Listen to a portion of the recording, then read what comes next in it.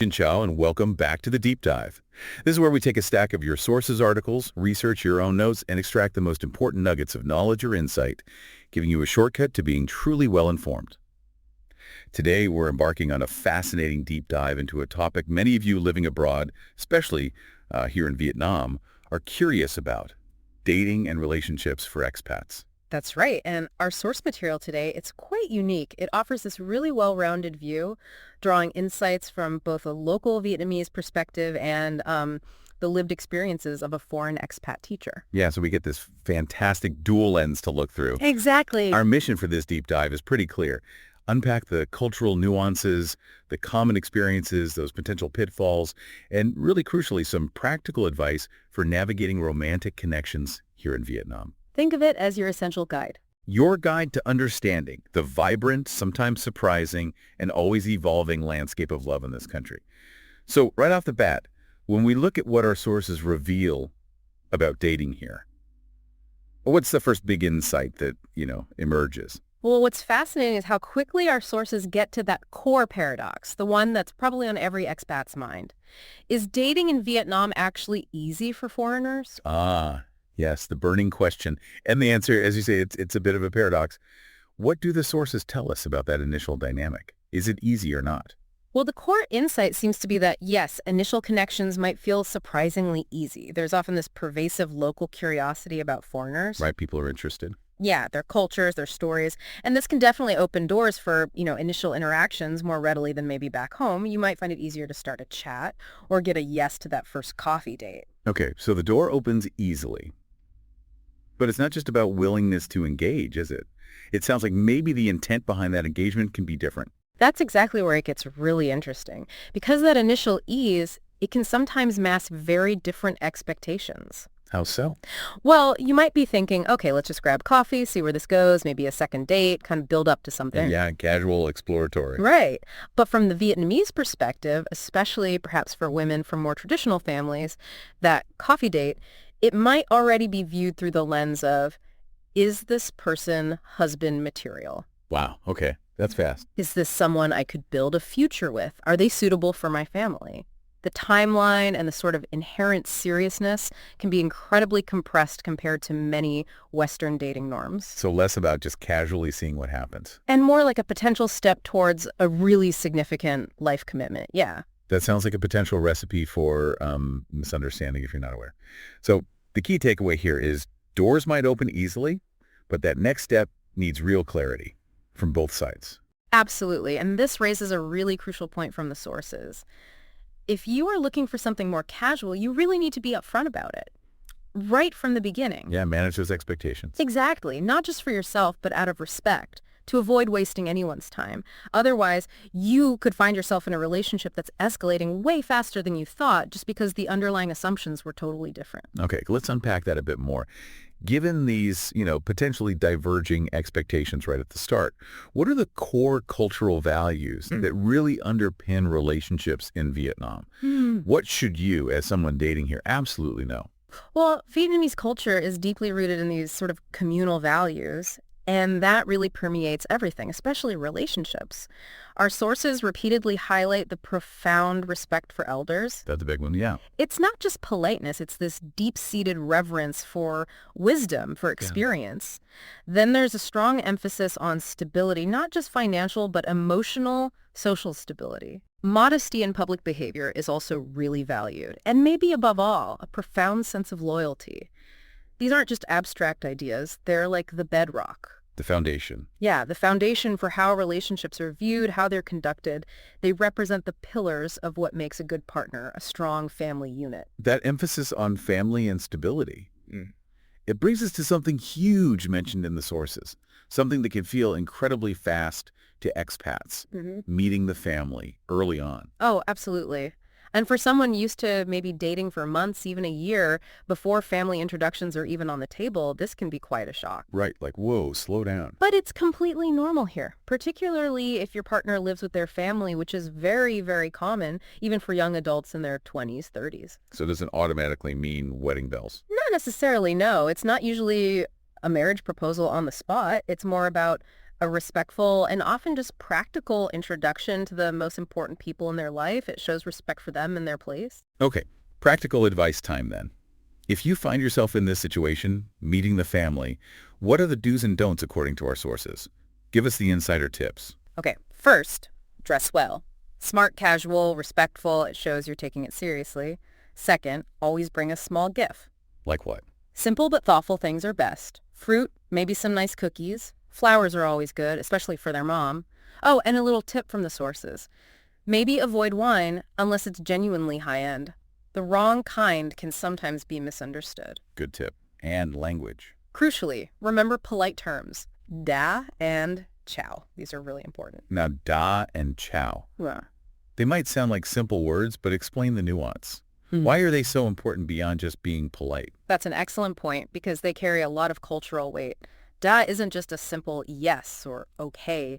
It's a sign of respect, an affirmation showing deference to someone older or in authority. So saying it after they speak to you. Exactly. Or when you respond.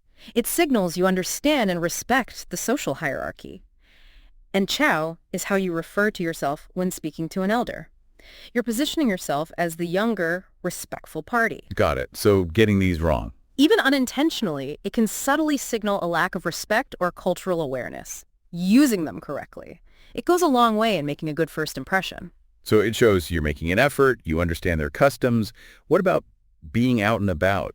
Public displays of affection. Is it okay to be, super cuddly at the lake? Definitely not. PDA isn't common, and often it's frowned upon, especially for anything beyond maybe simple hand-holding. So no heavy kissing? No, you won't see heavy kissing at Hoon Keem Lake, for instance, or like intimate embraces in a cafe. Holding hands is generally okay. That's pretty widely accepted. But things like lap sitting. Oh, absolutely not. Passionate kisses, anything overtly intimate in public, not really done. Modesty is key. Public spaces are seen as communal, and those private affections are kept private. It can even reflect badly on the family. Right. Okay, moving into the modern world then. How do these deep cultural values and maybe faster relationship paces, how do they mesh with dating apps? Are apps popular in Vietnam? Do they actually work for expats? Oh, yeah, absolutely. Our sources confirm that apps like Tinder, Bumble, Tantan, and even Facebook dating are booming here. The digital dating scene is just as vibrant in Vietnam as anywhere else. And they work for expats. People meet through them. Definitely. It's a primary way to connect, especially if you're new to a city or don't have a huge social network yet. Okay, but what are the nuances? Are there different vibes on different apps here, specifically in Vietnam? Yeah. What should you know? Yeah, there are some interesting observations in the sources. Tinder, for example. Globally, it has that casual hookup reputation, right? Sure. Here, it's a bit more mixed. It can be casual, yes, but you'll also find a significant number of people looking for serious relationships on there too. So don't write it off, but be aware of the mixed intentions. And Bumble. Bumble, interestingly, seems to have more foreign women using it, according to the sources, which might influence who you connect with. And because women initiate, it's often seen as maybe a slightly more serious platform. What about Tanpan and Facebook dating? They're maybe less common in the West? Right. Tantan has a much higher percentage of Vietnamese users, which is great if you want to connect locally, but it also means language barriers are more likely. So patience, maybe Google Translate. Okay. And Facebook dating? Surprisingly popular, especially it seems for people seeking more serious connections. Maybe because it's linked to existing social networks, it feels a bit more established or trustworthy for some. The sources suggest it's a solid option if you're looking beyond just casual. So the apps are busy. But online dating anywhere has its pitfalls. What are some red flags or things to watch out for specifically on apps in Vietnam? Yeah, definitely. The sources say be wary of profiles with only selfies, especially heavily filtered or edited ones. Might be a sign they aren't quite who they seem. Standard advice, really. True.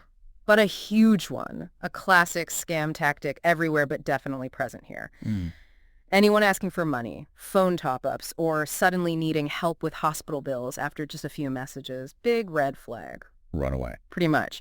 And then there's a really interesting one specific to the expat experience here, mentioned in the sources, the English practice date. English practice dates. What exactly is that? It's basically when you match with someone, they seem interested, you chat, maybe you even meet up, but then you slowly realize their main goal, maybe their only goal, is practicing their English. Ah, so you're not a date, you're homework. Essentially, yeah. You become their free English tutor. Now look, Many Vietnamese are genuinely keen to improve their English, and that's great.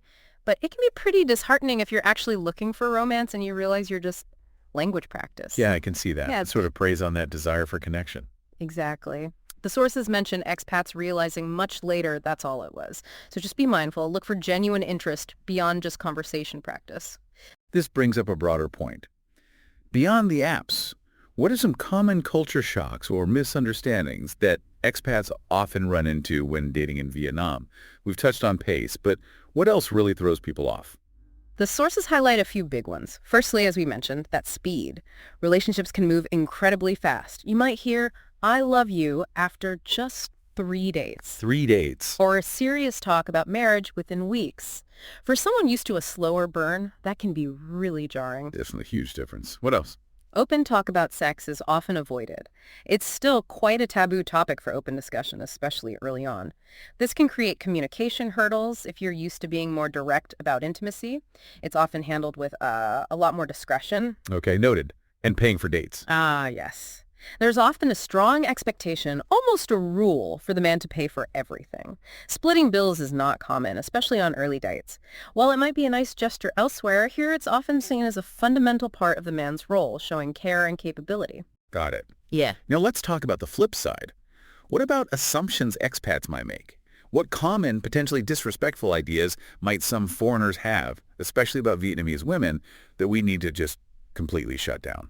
This is super important, and the sources are really clear here. Unfortunately, a damaging stereotype persists among some expats that Vietnamese women are somehow easy, or that they're only interested in foreigners for a visa or money. Ugh, that old trope. It's crucial to kill this right now. It is profoundly disrespectful and, frankly, just wrong. The vast majority of Vietnamese women are smart, strong, independent, and very selective about their partners. They're not desperate. Absolutely not. They're not looking for a transaction. It is vital for anyone dating here to approach interactions with genuine respect, with cultural humility, and an open mind completely free from those kinds of damaging preconceptions. Assuming otherwise is just. It misunderstands and disrespects their intelligence and agency. Well said. Check those assumptions at the door. Recognize people's dignity. Okay, so let's talk traditional. What does that actually mean in this context? Are Vietnamese men and women traditional? What does it look like day to day in a relationship? Well, it really depends, you know. It's not uniform. It depends on who you meet, where you meet them, their family background. In big cities like Hanoi or Ho Chi Minh City, younger generations are generally much more open. Open to dating foreigners. Yeah, dating foreigners. Even things like living together before marriage is becoming more accepted, which is a big shift from older traditions. So it's definitely not monolithic. But even with those shifts, you probably shouldn't expect full-on Western-style freedom or expressions everywhere, right? Okay. Can you give some concrete examples? Where does tradition still play a strong, maybe subtle role? Sure. For instance, a local girlfriend, even if she seems quite modern, might be very hesitant to sleep over at your place. Even if you've been dating a while. Yeah, unless she trusts you very, very deeply and feels there's a serious long-term commitment there. It's often not about her not liking you. It's more about respecting family expectations, maintaining her own reputation, her own values. It's a sign of seriousness, maybe, not a lack of affection. That makes sense. It's a different way of viewing that step. Mm. And what about the guys? How might a Vietnamese man show affection differently? This is a great point from the sources. A Vietnamese guy might not say, I love you constantly. He might not use the flowery, overtly romantic language you see in Western movies. Less talk. Maybe less verbal affirmation, but more action. He might show his affection in really practical ways. The sources gave examples like, he shows up at midnight because your light bulb broke and he wants to fix it for you. Okay, the practical stuff. Or he remembers your absolute favorite street food and brings it to you when you're feeling down. Or makes absolutely sure you have a safe ride home, no matter how late it is. That's often how love is expressed here, through acts of service, through practical care, making sure you're okay.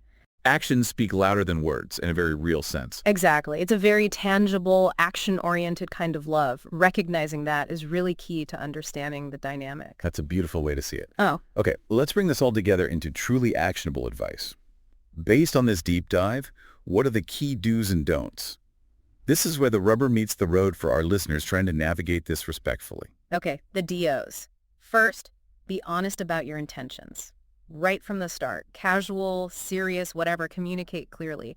It avoids confusion and respects everyone involved. Crucial. What else? Second, learn some basic Vietnamese phrases. Honestly, even just a little bit greetings, thank you. It goes an incredibly long way.